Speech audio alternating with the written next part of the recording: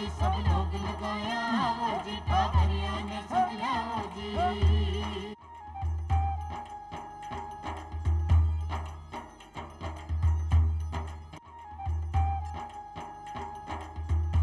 ग्रामीण बहनों और भाइयों, राम राम। बहनों और भाइयों, मैं चौपाल में आता रहा और आप लोगन इसी जानकारी देता रहा। बात जानकारी लेके और आपके व्यवहार में लाके और आपको विकास करता रहूँ। बात चाहे खेती बाड़ी की हो, चाहे पशुपालन की हो, चाहे डेयरी की हो, चाहे सहकारिता की हो, शिक्षा या स्वास्थ्य की हो, तमाम जानकारी चौपाल के माध्यम से मैं आप लोगन देता रहा। आज की जानकारी देंगा जांगा एक बहुत बड़ी शख्सियत की, यानी जो विश्व में ख्याति प्राप्त की थी, डॉक्टर बाबा साहब भीमराव अम्बेडकर। यानी वह डॉक्टर बाबा साहब भीम अम्बेडकर समाज में के दियो और समाज को कया उत्थान करियो, इसकी जानकारी लेके आज अपनी चौपाल में पधारा ही डॉक्टर भजनलाल जी रोलन।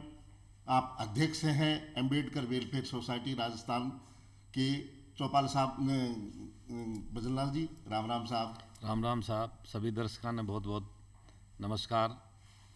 जब आप जिक्र करो बाबा साहब को, तो बाबा साहब को जिक्र दुनिया जाने के बाबा साहब की चीज़ ही, लेकिन कुछ चीज़ा ही डॉक्टर साहब को नहीं जाने लोग कि चीज़ा ही। तो आप शुरुआत में बाको जीवन परिचय से शुरू करा, बाको जीवन परिचय दियो जा, ताकि लोग वो जीवन आपको केवल बना के और कयान का उत्थान कर सके, भारत को, खुद को या आपके पड़ोसी को भी। सबसे बड़ी बात है कि बाबा साहब डॉक्टर अम्बेडकर को लोग है वो दलितों के मसीहा के रूप में जानते हैं और उसी रूप में चित्रित करने का प्रयास करते हैं, जबकि ऐसा नहीं है। वो मानव मात्र के मसीहा थे। समाज के हर तबके को अधिकार संपन्न बनाना चाहते थे। उन्होंने है वो जो भी वंचित वर्ग हैं, जिनके पास अधिकार नहीं है, उनको सबको वो अधिकार संपन्न बनाने की बात करते थे। उसमें अनुसूचित जाति भी आ जाती है, अनुसूचित जनजाति भी आ जाती है, उसमें महिलाएं भी आ जाती है, उसमें किसान भी आ जाते हैं। इस तरह से समाज के प्रत्येक तबके को वो ये चाहते थे कि ऐसा मजबूत समाज बने जो जिससे है वो भारत है वो अपने आप है वो मजबूत बनेगा। जब सामाजिक रूप से अगर समाज मजबूत होगा, समाज हर तरह से मजबूत होगा, तो राष्ट्र भी मजबूत होगा। ऐसी उनकी अवधारणा थी। तो अब आप बात करा वहाँ की शिक्षा को जिक्र करा कि शिक्षा एक ऐसी है रोलन साहब के, शिक्षा जगह प्राप्त कर ली भी शेरनी को दूध पी लियो, और शेरनी को दूध पी लियो तो शेर तो दाढ़े है, बलि भी की कदे लागे कोनी। तो शिक्षा बाकी कट्ठे हुई, प्रारंभिक शिक्षा कट्ठों शुरू हुई और बड़ी शिक्षा उस शिक्षा को जहाँ जिक्र करा बा कट्ठे तक हुई भी को जिक्र भी लोगों का आगे करो जा।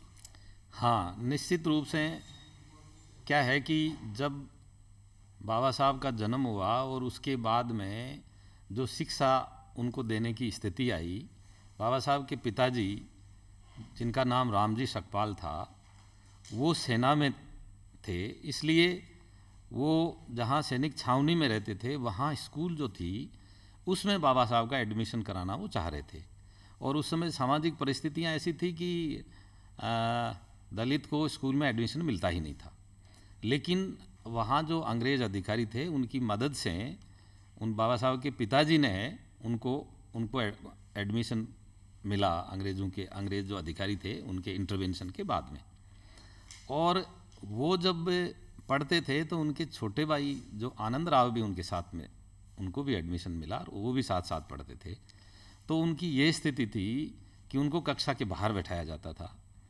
अध्यापक भी क्या है कि उनकी कॉपी है वो उनके हाथ नहीं लगाते थे, बच्चे भी नहीं लगाते थे। और पानी पीना भी उनके लिए बड़ा मुश्किल काम था कि पानी की जो टोंटी है या जो पानी का पात्र है उसको हाथ लगा करके वो पी नहीं सकते थे। तो ये जो चीज़ें उन्होंने जो देखी, स्कूल में देखी, समाज में देखी, उनका जो जैसे जैसे वो बड़े हुए तो उनका जो व्यक्तित्व विकास हुआ, इस पर बड़ा असर पड़ा कि समाज में इस तरह का जो विभेद है तो ये ख़त्म क्यों नहीं होगा, कैसे कब होगा ख़त्म, किस तरह से किया जा सकता है। ये शुरू से ही उनका जो व्यक्तित्व विकास जो चला उसमें इनका ये जो घटनाएं थी उनका बहुत बड़ा असर था। जब वो वहाँ से उनके पिताजी जब रिटायर हो गए, जो महार रेजिमेंट में थे, जब रिटायर हो गए तो रिटायर होने के बाद में एक वो उनके गांव के पास में थी दापोली, एक जगह थी जहाँ जहाँ पर वो बस गए थे, वो वहाँ स्कूल में जाते थे। उसके बाद में जब मुंबई शिफ्ट किया बाबा साहब के पिताजी ने कि भाई बच्चों की शिक्षा दीक्षा के लिए बच्चों को अच्छा माहौल मिले, इसलिए वो मुंबई चले गए। मुंबई में जो मज़दूरों के जो फ्लैट्स होते हैं उनमें रहते थे, एक कमरे का फ्लैट था और उसके अंदर रहते थे। और उसमें उनके पिताजी ने इतने दुख भोग करके, इतनी समस्याओं के बावजूद, आप एक अंदाज़ा लगाओ कि एक गरीब परिवार जो मुंबई में अपने बच्चे को शिक्षा देने के लिए जा रहे हैं और वहाँ पर वो उन्होंने एलिफेंस्टन स्कूल में उनका एडमिशन करवाया। फिर अब उनकी जो पेंशन थी उनसे घर नहीं चलता था।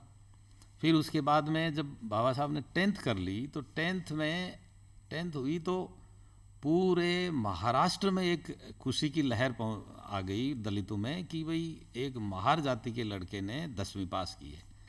और वो एक आयोजन करना चाह रहे थे, उस समय एक आयोजन करना चाह रहे थे कि भाई इसका बच्चे का सम्मान करें। तो वहाँ उस आयोजन की अध्यक्षता करने के लिए कोई तैयार नहीं हुए। उनके जो उस समय देखिए कि चाहे कोई भी जाति समाज हो, अच्छे लोग हमेशा होते हैं। हर जाति में, हर समाज में, हर तबके में अच्छे लोग हमेशा होते हैं। बाबा साहब के जो शिक्षक थे, दो ब्राह्मण शिक्षक बाबा साहब को ऐसे मिले जिन्होंने हमेशा उनको आगे बढ़ाने के लिए सोचा। प्राइमरी एजुकेशन के दौरान भी जो उनको शिक्षक मिले, वो जो अम्बावडेकर नाम था पहले सरनेम बाबा साहब का, तो अम्बावडेकर बाबा साहब का गांव था और गांव का नाम ही लगता है महाराष्ट्र में जो नाम लिखते हैं। उससे अंबेडकर जो नाम पड़ा वो बाबा साहब के शिक्षक थे, उनका नाम था कृष्णा महादेव अंबेडकर।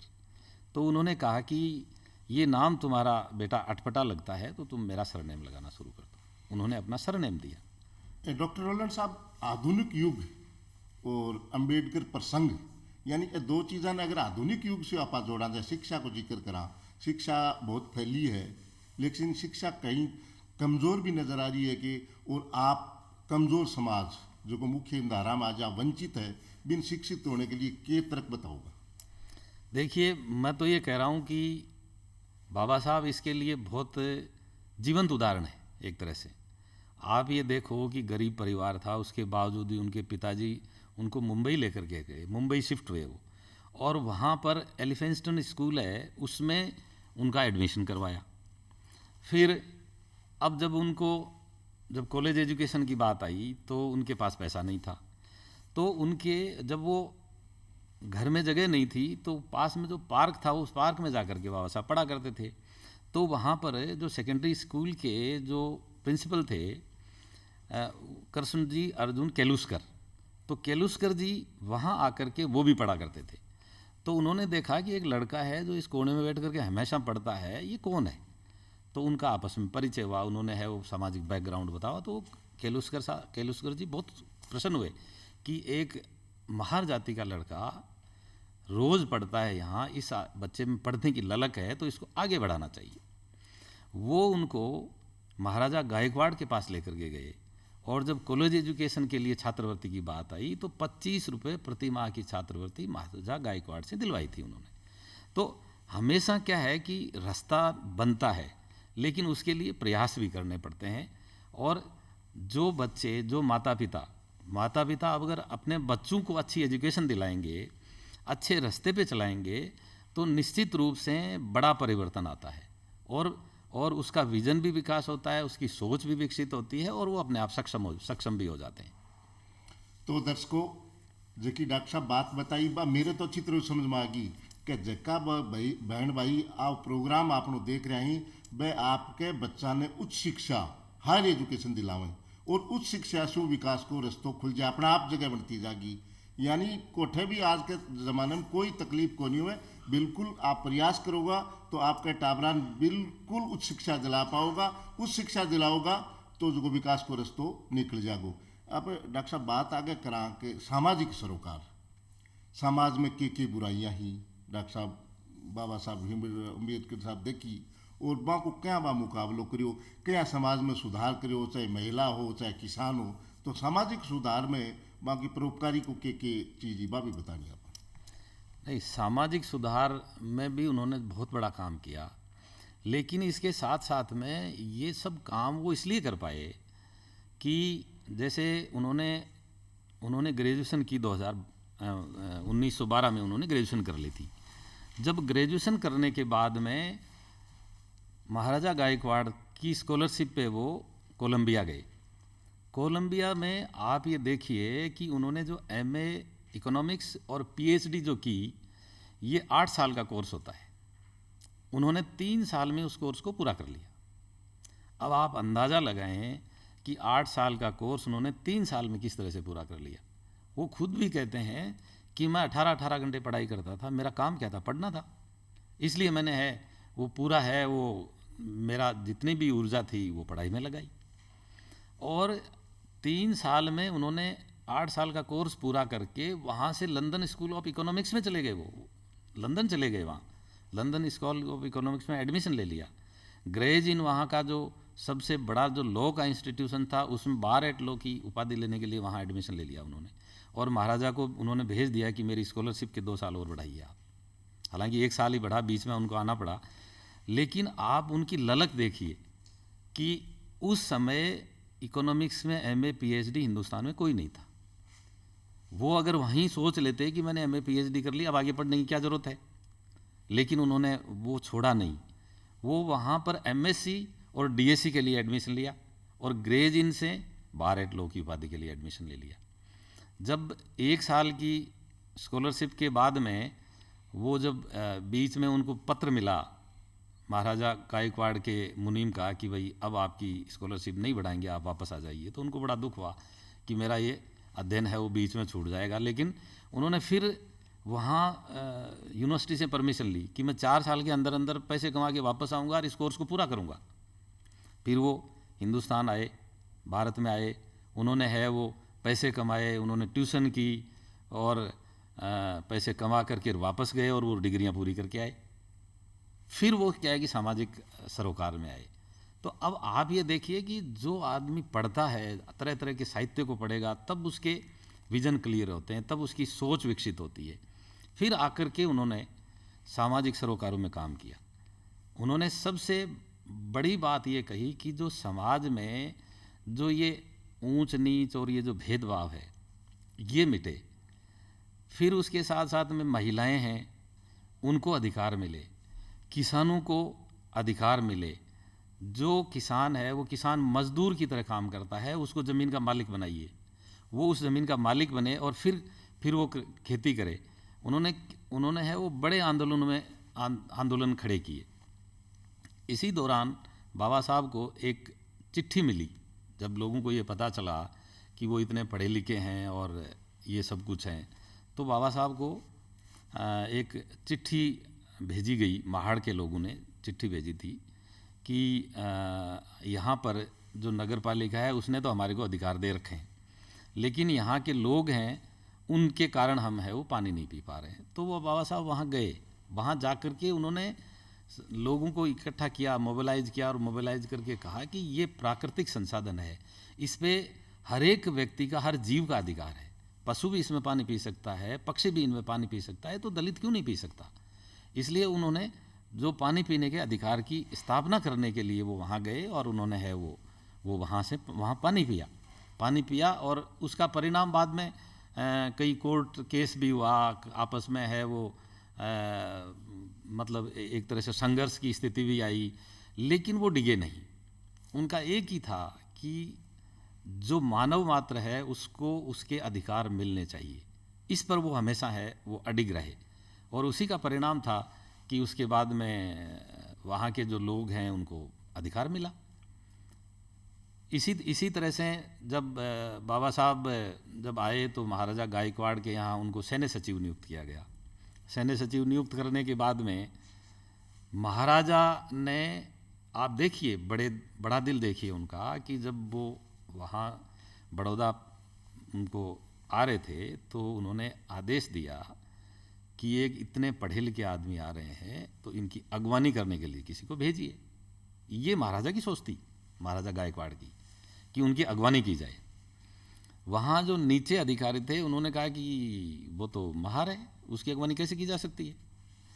तो अब वो आए, आकर के फिर उनको सैन्य सचिव बना दिया। सैन्य सचिव बनाने के बाद में महाराजा ये चाहते थे कि उनको सारे डिपार्टमेंट्स का है वो अनुभव हो, और उसके बाद में उनको फाइनेंस से संबंधित जो पोर्टफोलियो है उसका जिम्मा उनको दिया जाए। लेकिन वहाँ के दूसरे अधिकारी है वो ऐसा नहीं चाह रहे थे। तो ऐसी स्थितियाँ बन गई कि उनका वहाँ काम करना मुश्किल हो गया, उनको रहने के लिए मकान नहीं मिला। अब आप ये देखिए कि वो मकान के लिए भटकते रहे, लेकिन उनको मकान नहीं मिला। वो एक पारसी धर्मशाला में रुके। पारसी धर्मशाला वालों ने उनसे उनको कद काठी और उनको व्यक्तित्व को देख करके सोचा कि भाई ये पारसी आदमी होगा, तो उन्होंने जगह दे दी। जगह दे दी। जब उनको पता चला कि ये पारसी नहीं है, ये तो दलित है, तो उनको एक दिन सुबह सुबह है वो बहुत से लोगों की भीड़ ने है उस होटल को घेर लिया और उनको मारने पे उतारू हो गए। फिर उन्होंने है वो बड़ी मुश्किल से वहाँ निकले वो, और समय मांगा कि भाई शाम तक का मेरे को समय दो। वो शाम तक भटकते रहे, लेकिन उनको कोई जगह नहीं मिली। शाम को उनका सारा सामान है वो सड़क पर फेंक दिया, और पूरी रात वो एक बरगद के पेड़ के नीचे रहे। सारी रात रोते रहे अपनी किताबों के साथ।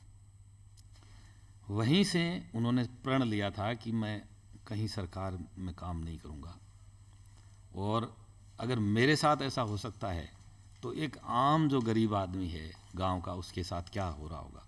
और वहीं से वो उनमें जो चेतना जागृत हुई, जो सामाजिक सरोकारों के लिए जो चेतना जागृत हुई, वो चेतना ऐसे घटनाक्रम जो थे उनसे जागृत हुई उनमें। और उसके बाद में उन्होंने अपना पूरा जीवन है वो एक तरह से सामाजिक सरोकारों में है वो समर्पित कर दिया। किसानों का एक बहुत बड़ा आंदोलन था। बाबा साहब महाराष्ट्र में उनका काम रहा था। महाराष्ट्र में एक खोती प्रथा चला रखी थी अंग्रेज़ों ने। उसके तहत क्या होता था कि जो भी किसान है, अलग प्रथाओं के जो किसानों से जो वसूली के जो तरीके अलग अलग थे हर स्टेट में, वो वहाँ खोती प्रथा कहते थे। अब वो क्या है कि जो भी किसान है, वो किसान जो भी फसल करेगा वो आकर के और पहले से ही तय कर देते थे कि इसमें है वो ये इतने क्विंटल होगा। अब उसके उतना क्विंटल हो या नहीं हो किसान को देना पड़ता था। गरीब किसान है तो भी उससे लेना है, और जो अच्छा किसान है, ज़्यादा उसके पास लैंड होल्डिंग है, उससे भी लेना है। जबकि औद्योगिक क्षेत्र में ऐसा नहीं है। एक मिनिमम जो इनकम है उसके ऊपर ही टैक्स लगता था, जबकि किसान के साथ ऐसा नहीं था। किसान कुछ भी हो, कोई भी हो, उसको देना ही देना है। तो इस तरह से तो शोषण जो हो रहा था किसानों का, उसके लिए उन्होंने बहुत बड़ा मूवमेंट खड़ा किया। और इवन यहाँ तक भी कहा कि इस राज्य का जो 80% कृषक जनसंख्या है, इसका मैं मुख्यमंत्री एक किसान को देखना चाहता हूँ। ये उनके वर्ड्स थे उस समय। इतना और बड़ा मूवमेंट चलाया उन्होंने। तो दर्शकों, रोलन साहब जो कि बाबा साहब पर बात बता रहे हैं, वह बहुत ही भी अच्छी बात है। आप बाबा साहब पर कुछ साहित्य भी पढ़ो। आप PhD हैं रोलन साहब, और एक किताब भी लिखी है बाबा साहब पर आप किताब लिखी है।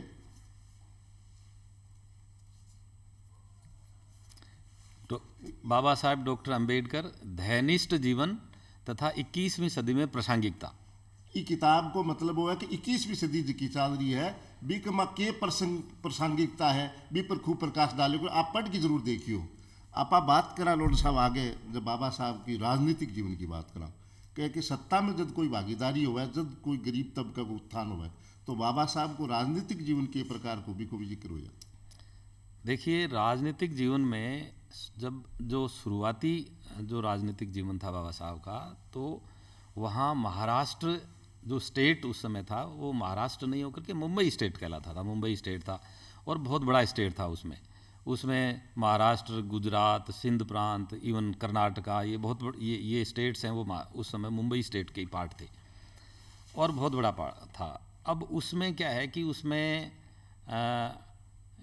असेंबली, जो प्रांतीय असेंबलियों के चुनाव हुए, तो प्रांतीय असेंबलियों के जो चुनाव हुए थे 1935 का एक्ट था, उसके बाद में जब सरकार इस मोड में आई कि मुझे धीरे धीरे हमें सत्ता हस्तांतरित करनी है, तो सत्ता हस्तांतरित करने से पहले वाइसरॉय ने वो प्रांतीय असेंबलियाँ बनाई। फिर प्रांतीय असेंबलियों से यूँ आगे ये कारवां बढ़ा। तो प्रांतीय असेंबलियों के जब चुनाव हुए तो बाबा साहब ने स्वतंत्र मजदूर पार्टी बनाई थी, और स्वतंत्र मजदूर पार्टी के बैनर पे चुनाव लड़ा था महाराष्ट्र में। उस समय वहाँ पर अनुसूचित जाति की जो रिजर्व सीटें थी वो 15 सीटें थी। टोटल 175 शायद वहाँ सीटें थी और 175 में से 15 सीटें रिजर्व थी। उस समय वो रिजर्व की थी उन्होंने, अंग्रेज़ों ने। तो 15 सीटों में से स्वतंत्र मजदूर पार्टी के बैनर तले उन्होंने 13 सीटें जीत ली थी। 13 सीटें जीती थी और उन्होंने विधानमंडल में अपनी उपस्थिति है वो बड़ी धमाके के साथ में दर्ज करवाई थी। और उस समय भी क्या है कि जो स्वतंत्र विश्लेषक थे, राजनीतिक विश्लेषक थे, उन्होंने प्रेडिक्शन कर डाला था कि ये आदमी आगे चल करके भारतीय राजनीति में एक सितारा रहेगा। ये उस दौरान उन्होंने, उनके जो राजनीतिक शुरुआती जीवन था उसमें उससे सामने आ गया था। इसके साथ साथ में फिर उसके बाद में जब बाबा साहब को वाइसराय की जो कार्यकारिणी थी उसमें मेंबर के तौर पे लिया गया, मेंबर के तौर पे लिया गया, तो उससे उस दौरान भी उनको ऑप्शन दिए थे। बाबा साहब को हमेशा क्या है कि सरकार ने हमेशा, जो ब्रिटिश गवर्नमेंट थी, क्योंकि वो बहुत ज़्यादा पढ़े लिखे थे, इसलिए उनको क्या है कि उनकी जो बुद्धि थी, उनका जो उनमें जो टैलेंट था उसका उपयोग है वो हर सरकार करना चाहती है। इसी के तहत एक बार एक चुनावी सभा में भी बाबा साहब ने कहा था कि जब मैं सबसे पहले कोलंबिया यूनिवर्सिटी से एमए और पीएचडी करके जब मैं मुंबई लौटा तो मुझे वहाँ की सरकार ने ढूंढवा करके बुलाया मुझे कि भाई आप इतने पढ़े लिखे हो, हम पॉलिटिकल इकोनॉमी में आपको प्रोफेसर बना देते हैं। तो बाबा साहब ने मना कर दिया कि नहीं, मेरी महाराजा गायकवाड़ के प्रति मेरी प्रतिबद्धता है, उनका ऋण है मेरे पर, मैं पहले वहाँ उनके पास जाऊँगा और उसके बाद मैं सोचूंगा, मैं नहीं करना चाहूँगा। ये मना कर दिया उन्होंने। दूसरी बार जब वो दोबारा पैसे कमा करके और अपनी डिग्रियाँ पूरी करने के लिए लंदन स्कूल ऑफ इकोनॉमिक्स गए, और जब वापस लौटे एमएससी पीएचडी एमएससी डीएससी करके, तब भी बाबा साहब को दोबारा सरकार ने ऑफ़र दिया कि हम आपको जिला जज बना देते हैं और 2-3 साल में आपको मुंबई हाई कोर्ट का जज बना देंगे। तो उन्होंने मना कर दिया कि नहीं, मैं सरकारी नौकरी नहीं करूँगा, क्योंकि सरकारी अगर नौकरी करूँगा मैं तो मैं समाज सेवा नहीं कर पाऊँगा। उस समय जिला जज और फिर हाई कोर्ट का जज बनना और फिर हाई कोर्ट का जज बन करके रिटायर होना, तो उनके जीवन में तो मेरे ख्याल से उस समय इतने उत्कर्ष पे बहुत कम लोग थे, लेकिन उन्होंने उस चीज़ को नहीं देखा। उन्होंने खुद ने भी कहा कि मेरे पास उस समय हाई कोर्ट के जज की तनख्वाह 3,000 रुपये होती थी, लेकिन बोले मैं वकालत से सिर्फ 200 रुपये कमाता था। लेकिन मैंने मना किया कि भाई मैं 200 रुपये में मेरा जीवन बसर कर लेता हूँ, मैं सरकारी नौकरी नहीं करूँगा। फिर जब तीसरी बार जब वाइसराय की काउंसिल का उनको ऑफ़र मिला कि भाई आप वाइसराय की काउंसिल में आना चाह रहे हो या हाई कोर्ट का जज बनना चाह रहे हो, ये भी ऑफ़र, तीसरा ऑफ़र उनको मिला, तो उन्होंने कहा कि मैं हाई कोर्ट का जज नहीं, मैं वाइसराय की काउंसिल में रह करके और जनता की सेवा करना चाहूँगा। तो ये एक बहुत बड़ा समर्पण था उनका, समाज सेवा के प्रति बहुत बड़ा समर्पण था। देखो दर्शकों, जे टाइम इतो बड़ो समर्पण, यानी बा सरकारी जकी नौकरी खातर आज भाग्या फिरें, बा लोग जब टाइम बाबा साहब सरकारी नौकरी ठुकरा दी भी पर हाथ कुंड डालो और वे समाज के वास्ते मतलब 3,000 की बजाय 200 रुपया भी प्राप्त करता, क्यों कि बा समाज ने बान कुछ देनो हो। रोनल साहब आगे बात आवे कि भारतीय राजनीति में बाकी कुछ असहमतियाँ भी, कुछ चीज़ों पर असहमत भी आवे, तो वह कौन सी चीज़ों पर ही जिका मैं असहमत था। देखिए, उनका सोच है वो जो उस समय तत्कालीन जो राजनीतिक धारा जो चल रही थी उससे बहुत कुछ अलग था। तत्कालीन राजनीतिक धारा में ये था कि भाई हमें भारत के स्वतंत्रता का एक मूवमेंट जो है वो चल पड़ा था और वो चल रहा था। गांधी जी, नेहरू जी, सरदार पटेल, सुभाष चंद्र बोस, उस समय है वो भारतीय स्वतंत्रता के लिए है वो एक बहुत बड़ा मूवमेंट है, वो कांग्रेस के नेतृत्व में चल रहा था। बाबा साहब का जो मूवमेंट था वो बाबा साहब का कहना था कि जो राजनीतिक गुलामी है उससे बड़ी सामाजिक गुलामी है। आपके राजनीतिक गुलामी में तो क्या है कि आप राजनीतिक गुलामी का जुआ आपके कंधे पर है, लेकिन जो सामाजिक रूप से गुलाम है उसके तो दोनों जो है आपके उसके कंधे पर डाल रखे हैं, राजनीतिक गुलामी भी है और सामाजिक गुलामी भी है। तो वो हमेशा क्या चाहते थे कि राजनीतिक जो स्वतंत्रता और जो सामाजिक स्वतंत्रता है ये दोनों साथ साथ में चलाना चाहते थे। उनका ये था कि हमें स्वतंत्रता का मूवमेंट भी चलाना चाहिए, लेकिन उसके साथ साथ में समाज सुधार भी चले। लेकिन उस समय के जो लीडर्स थे उनका ये कहना था कि भाई पहले स्वतंत्रता और उसके बाद में समाज सुधार। इस बात से वो बाबा साहब सहमत नहीं थे। उनका कहना था कि आप है वो समाज सुधार भी साथ में रखिए। ये जो तबका है ये तबका आज़ादी के लिए अपनी जान लड़ा देगा, लेकिन आप इनको साथ तो लीजिए। ये उस समय की जो सामाजिक स्थितियां थी उसमें कॉन्ट्राडिक्शन था।